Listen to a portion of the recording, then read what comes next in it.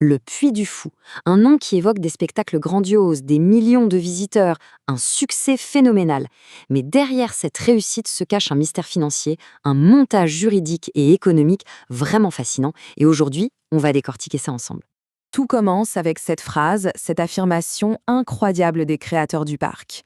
Malgré des profits qui se comptent en millions, ils affirment n'avoir jamais touché un seul centime de dividende. C'est quand même fou, non? C'est cette déclaration qui lance toute notre investigation. Du coup, les questions sont évidentes. Si le but n'est pas de s'enrichir, qui tire vraiment les ficelles? Et pourquoi avoir bâti une machine économique aussi puissante? C'est ce puzzle qu'on va tenter de résoudre. Allez, on plonge dans le vif du sujet. Pour vraiment saisir le mystère, il faut d'abord comprendre à quel point le Puy du Fou est une anomalie, une sorte d'ovni dans le monde des parcs à thème. En fait, le modèle du Puy du Fou va à l'encontre de toute logique. Les parcs classiques, leurs vaches à lait, ce sont les manèges. Ici, non.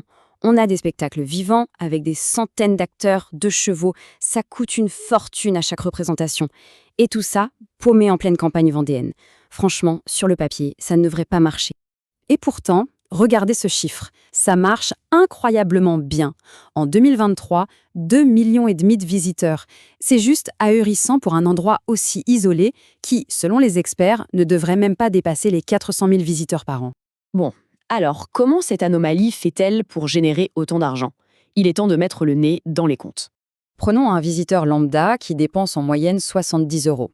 Sur cette somme, une fois qu'on a payé les salaires, les frais de fonctionnement, les impôts, les investissements, il reste quelque chose de crucial. Regardez bien cette petite part du gâteau. 9 euros, c'est le bénéfice net, par visiteur. Et ces 9 euros sur 70, ça nous donne une marge nette d'environ 13%. Ce n'est pas juste rentable, c'est carrément plus rentable que son concurrent direct, le parc Astérix. C'est une vraie performance économique. Année après année, ces profits se sont accumulés. Résultat, plus de 110 millions d'euros dorment dans les caisses de l'entreprise. Une somme colossale. Et c'est là que le paradoxe est à son comble. Cet argent n'est jamais distribué aux propriétaires. Alors pour commencer à y voir plus clair, il faut se pencher sur la structure de propriété du parc. C'est là qu'on va trouver le premier gros indice. L'histoire débute en 1977. C'est une simple association de bénévoles. Pendant plus de 10 ans, ils organisent leurs spectacles, la cinécénie, et mettent de l'argent de côté. Et puis en 88, cette même association fait un pari fou. Elle investit toutes ses économies pour créer la société commerciale qui va gérer le grand parc. Et voilà, c'est ça, la clé de voûte de tout le système. Le propriétaire majoritaire du Puy du Fou, c'est une association loi 1901. Et que dit l'article 1er de cette loi? Qu'une association ne peut pas avoir pour but de partager des bénéfices. C'est donc légalement impossible pour elle de toucher des dividendes. L'affaire est bouclée, du moins en apparence. Mais alors, la question devient encore plus intéressante. On ne se demande plus où est l'argent, mais quelle est la motivation?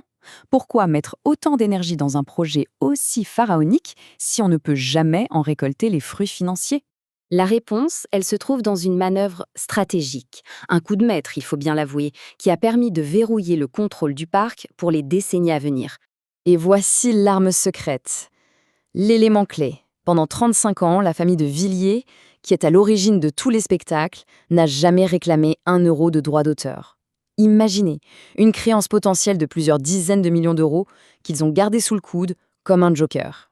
Et en 2012, ils abattent cette carte. D'abord, ils créent une nouvelle petite association, puis du Fou stratégique qu'ils contrôlent.